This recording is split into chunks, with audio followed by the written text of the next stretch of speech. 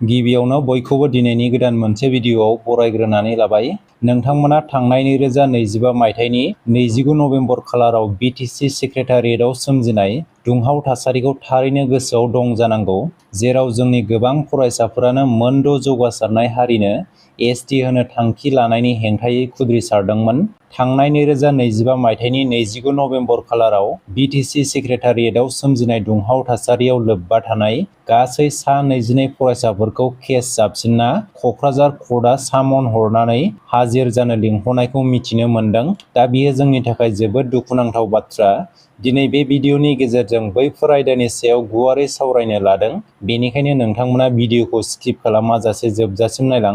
भिडिअखौ जागायजेननायनि सिगां बयनिसिमबो गुरैयै खावलायनाय, आंनि चेनेलाव गोदानब्ला सिगाङावनो साबस्क्राइब खालामनानै लाग्रोदो, जाहाथे आंनि गोदान आपडेटफोरखौ मोननो हायो। थौदो बिदिब्ला दिनैनि भिडिअखौ जागायदिनि। थांनाय 2025 मायथाइनि 29 नभेम्बर खालाराव फरायसाफोरा बिटिसि सेक्रेटारियेटआव दुंहाव थासारि सोमजिहोनायजों लोब्बा थानाय सा 22 फरायसाफोरा दायो क'क्राझार कर्टआव हाजिर जाहैनो गोनां जादों। दा बियो माबोरै जानो मोनखो होननानै बुङोब्ला, माखासे दान सिगां गासै आसाम नाङैनो ट्राइबेल माहारिनि गेजेराव मोनसे गिख्रंथाव सोमावसारनाय जादोंमोन, जाय सोमावसारनाया आसाम सरकारनि मोनद' जौगासारनाय आरो गोबां सुबुं अनजिमा थानाय हारिखौ ट्राइबेल खालामनो लानाय बिथांखिनि हेंथामोन। थामहिनबा थाखानाय ट्राइबेल माहारिया सरकारनि बे बिथांखिखौ गनायनानै लाया आरो मावफुंनो होआ, जेराव थाखानाय ट्राइबेल माहारिनि सिनायथि, थामोनथा, रैखाथि आरो मोनथायनि बाथ्रा दं। ग्रुप अफ मिनिस्टारनि रिपर्टखौ आसाम केबिनेटआ थांनाय 2025 मायथाइनि 26 नभेम्बर खालि गनायथि होनाय खौरांखौ मोननानै बड'लेण्ड इउनिभार्सिटिनि फरायसाफोरा मोनाबिलिनि समाव बनजार लानानै सोमावसारो आरो बेनि गेजेरजों बर' आरो ट्राइबेल फरायसाफोरखौ फोजाखाङो। बेबादिनो 27 नभेम्बर खालारखालि फरायसाफ्रा आनजादखौ लिरालासिनो बड'लेण्ड इउनिभार्सिटिनि लांगोनायाव गोख्रों हेंथा आरो सोमावसारनाय हाबाफारि लायो। बेनि गेजेरजों आसामनि गिबि मन्थ्रि, सोलोंथाइ मन्थ्रि बिथांमोननो क'क्राझार जिल्लानि मेजिस्ट्रेट बिथांनि गेजेरजों गोसोखां बिलाइ हरो।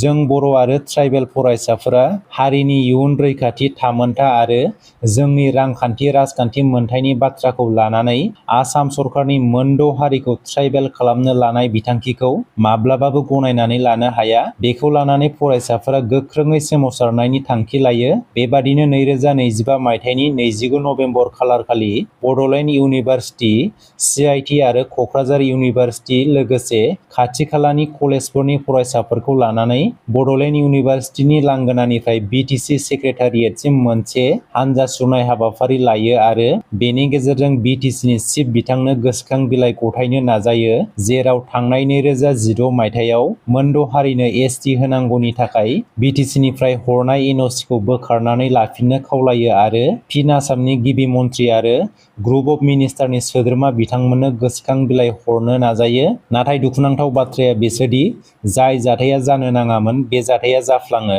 जेराव बिटिसि सेक्रेटारियेटनि एसेम्बलि हलाव हाबनानै फरायसाफोरा माखासे फार्निचारफोरखौ बुफाय बुसि खालामो।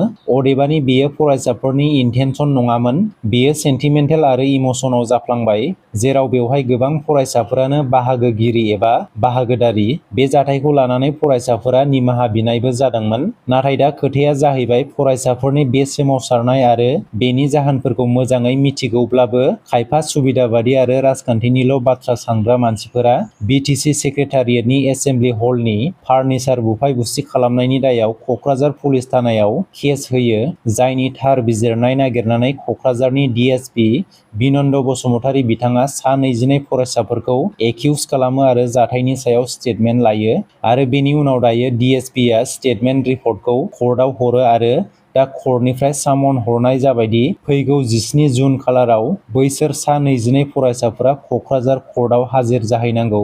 दा बुंनो गोनां बाथ्राया बेसोदि बै समाव क'क्राझार जिल्लानि जिल्ला बेंगिरि बिथाङा बुंदोंमोन दि रावबो फरायसाफोरखौ एरेस्ट खालामनाय जानाय नङा आरो जेबो रोखोमनि केस जानाय नङा होननानै आरो 24 घन्टानि गेजेराव सलुसन लाबोनायनि खोथा होनानै फरायसाफोरनि सोमावसारनायखौ बन्द खालामदोंमोन। बेजों लोगोसेनो सार्कोल अफिसार आरो DSP बिथांमोनाबो जेबो जाया होननानै एबा जेबो खालामा होननानै खोथा होदोंमोन, नाथाय बैफोर खोथाफोरा जेबो रज'आसै।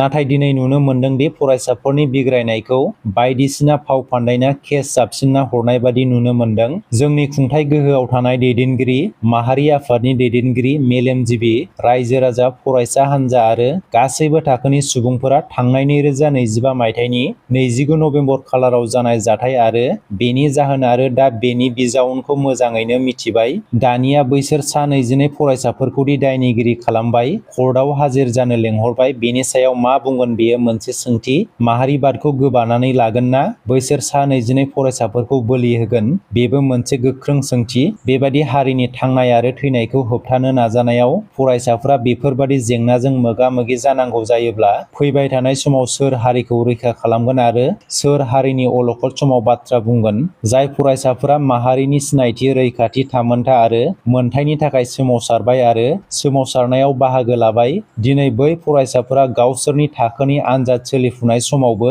मेलेमारि नारसिननाय आरो आग्रो मोननै मोनसे लामायाव आन्दायफैनांबाय। दा नोंथांमोना बेनि सायावहाय मा सानो कमेन्ट सेक्सननि गेजेरजों फोरमायहरदो। दिनैनि भिडिअआ एसेनोसै, गोजोन्थों।